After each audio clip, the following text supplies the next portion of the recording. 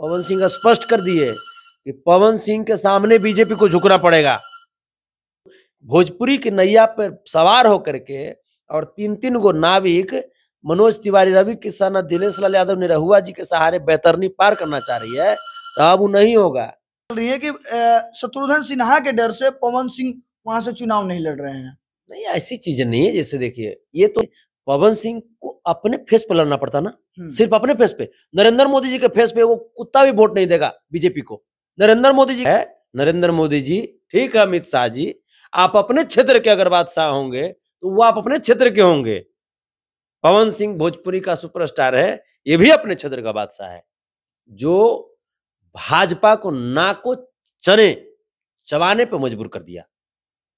मजा आ गया, मजा आ गया पवन सिंह का ये स्वाभिमान देकर के। और इसी को तो राजपूत बोलते हैं। और भोजपुरी को जो अपमानित करवाए, चाहे वो निरहुआ जी हो, रवि किशन जी हो या मनोज तिवारी जी हो, ये भोजपुरी से जा करके और वहां चापलूसी करने लगे बीजेपी में।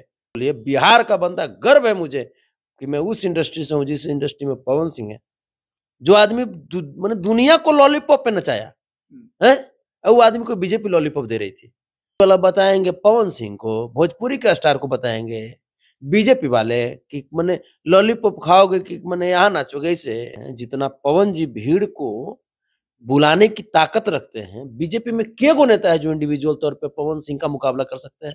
आपको पता है कि पवन सिंह का ट्वीट आता है और पवन सिंह कहते हैं कि हम आसनसोल से अब चुनाव नहीं लड़ेंगे।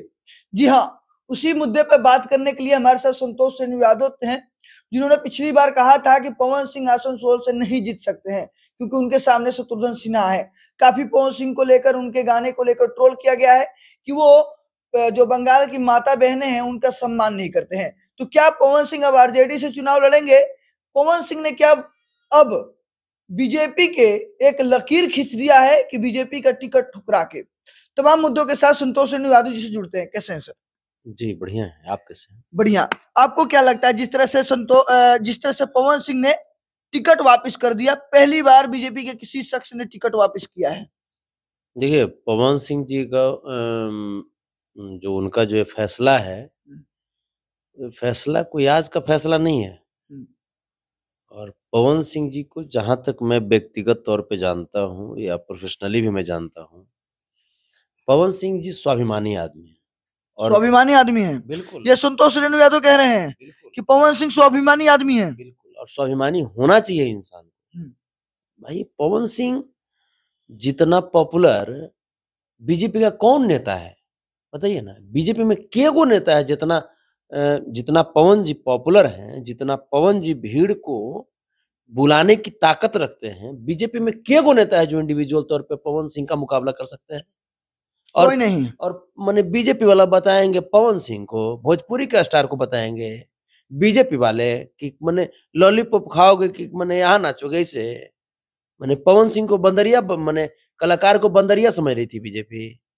पवन सिंह मनोज तिवारी, रवि किशन और निरहुआ जैसे नहीं है। पवन सिंह एक स्वाभिमानी आदमी है। पवन सिंह पूरी दुनिया में भोजपुरी का डंका बजाया और वो आदमी को लॉलीपॉप दे रही थी बीजेपी। जो आदमी माने दुनिया को लॉलीपॉप पे नचाया है, वो आदमी को बीजेपी लॉलीपॉप दे रही थी। पवन सिंह ने नरेंद्र मोदी जी को और अमित शाह को घुटना पे खड़ा कर दिया, घुटनों पे घुटना टेकने पे मजबूर करा दिया पवन सिंह। हाँ बिल्कुल बिल्कुल। ये बिहार का बंदा, गर्व है मुझे कि मैं उस इंडस्ट्री से हूं जिस इंडस्ट्री में पवन सिंह है। तो क्या आप मानते हैं कि पवन सिंह ने लकीर खींच दिया, जैसे उनके फैन कहते हैं कि पवन सिंह लकीर खींचने के लिए जाने जाते हैं?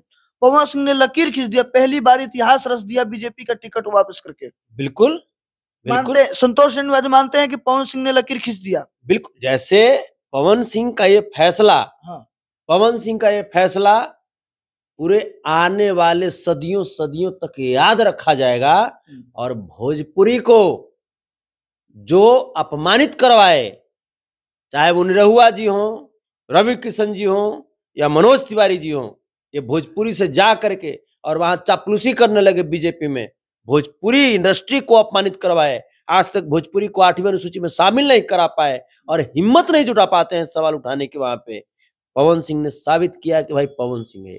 पवन सिंह हैं। मुझे गर्व है, मुझे ऐसे सुपरस्टार पे, अपने भाई पे, जो भाजपा को नाको चने चबाने पे मजबूर कर दिया। मजा आ गया पवन सिंह का ये स्वाभिमान देख करके। और इसी को तो राजपूत बोलते हैं। क्या कह रहे हैं? इसी को राजपूत बोलते हैं। पवन सिंह ने जो स्वाभिमान रखा, इसी को राजपूत बोलते हैं। ये संतोष श्रीवास्तव के वर्ड है। हाँ, ये हम बोल रहे हैं। बाबू वीर कुंवर सिंह के खानदान ऐसे ही होते हैं, पवन सिंह जैसे होते हैं, जो स्वाभिमान के साथ समझौता नहीं कर सकते। बस स्पष्ट। कलाकार को आप इतना कमतर रखिएगा आप कलाकार को, हैं? जो कलाकार जो सब दिन मरता है अपने पब्लिक, एक पब्लिक को कैसे बनाता है कलाकार, और माने जैसे चाहिएगा वैसे नहीं चाहिएगा, मतलब कलाकार का कोई अस्तित्व नहीं होगा। ये कहां से हो जाएगा भाई? ठीक है नरेंद्र मोदी जी, ठीक है अमित शाह जी, आप अपने क्षेत्र के अगर बादशाह होंगे तो वो आप अपने क्षेत्र के होंगे। पवन सिंह भोजपुरी का सुपरस्टार है, ये भी अपने क्षेत्र का बादशाह है। अच्छा है। हाँ, तो आपको रिस्पेक्ट तो देना होगा, टेबल पे बात करना होगा, ऑर्डर नहीं। पाउडर के दूध पिए वाला आदमी आप ऑर्डर चलाइएगा? पवन सिंह गाय के दूध, भैंस के दूध पिया है, आज युद्ध करेगा। हाँ। अच्छा, जिस तरह से आपने कहा कि पवन सिंह असली राजपूत है, पवन सिंह में स्वाभिमान दिखता है, क्या लगता है कि पवन सिंह अब आरजेडी से उतरेंगे? क्या जिस बीजेपी को उन्होंने टिकट ठुकराया है, उन्होंने जताया था कि हम आरा से चुनाव लड़ने की इच्छा रखते हैं? देखिए, किसी पार्टी से आना वो तो अलग चीज है, वो तो उनकी जैसे ये होती है स्वतंत्रता है कि वो उनकी सोच है कहाँ से वो लड़ना चाहेंगे। लेकिन ये बात जैसे, चूंकि देखिए बीजेपी की जो हालत है वो बहुत खस्ती हो चुकी है पूरे देश में।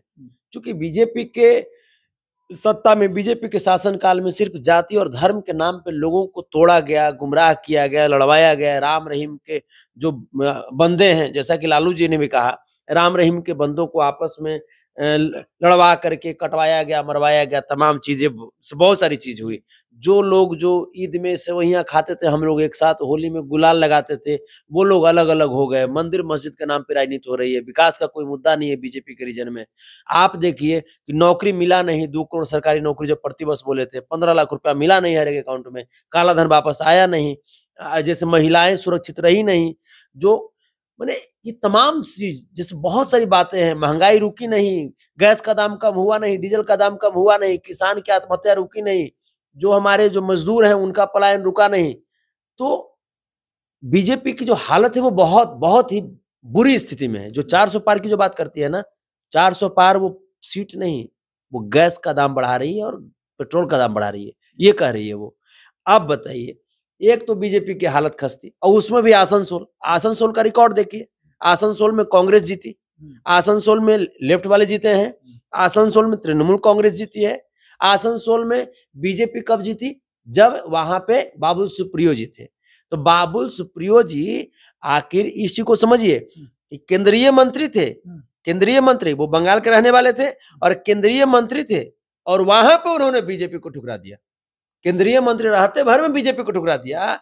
और वो क्या किए? वो चले गए टीएमसी में गए। जब वो बीजेपी में थे, 1,90,000 वोट से जीते थे। उसके बाद वो चले गए टीएमसी में भी वो मंत्री हैं अभी वर्तमान में। टीएमसी बाई पोल में क्या किया? शत्रुघ्न सिन्हा जी को खड़ा किया और 2,80,000 वोट से वो जीत गए चुनाव। अब आप बताइए, अच्छा, एक बात, पवन सिंह जो है आसनसोल से बेचारा क्या करते? बीजेपी के वहां पे पूरे देश में हालत मैंने खराब है, और सबसे खराब हालत है आसनसोल में, सबसे खराब हालत वहां पे। आप बताइए, पवन सिंह को अपने फेस पे लड़ना पड़ता ना, सिर्फ अपने फेस पे। नरेंद्र मोदी जी के फेस पे वो कुत्ता भी वोट नहीं देगा बीजेपी को। नरेंद्र मोदी जी के फेस पे, अमित शाह के फेस पे एक कौवा भी वोट नहीं देगा बीजेपी को। तो पवन सिंह को जब अपने ही फेस पे लड़ना है तो अपने मर्जी से नहीं लड़ेंगे। अच्छा, ये भी बातें चल रही है कि शत्रुघ्न सिन्हा के डर से पवन सिंह वहां से चुनाव नहीं लड़ रहे हैं।